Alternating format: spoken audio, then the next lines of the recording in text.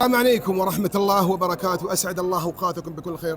اليوم الخميس 11/2/1446 من القاعة الأولى بمحافظة جدة، حفل زفاف الشاب الخلوق مراد أحمد القامدي. نقول ألف مبروك، ونقول كما قال الرسول فيك. عليه الصلاة والسلام: اللهم بارك لهما وبارك عليهما واجمع بينهما بالخير.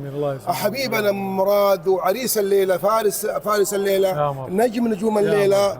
وش يقول لكل من حضر هذه الليلة ولبى الدعوة؟ والله شعور لا يوصف، ومهما تعجز الكلمات صراحة عن وصف وشرح.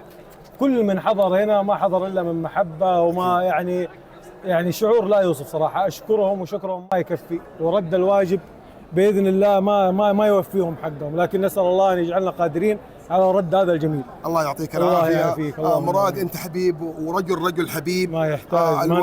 الوالد ما يقصر في كل صغيرة وكبيرة، فبيض الله ما وجهك. نجي من بعدكم والله يوفقك ونورتونا، يبارك لك في أهلك ويرزقك الذرية الصالحة.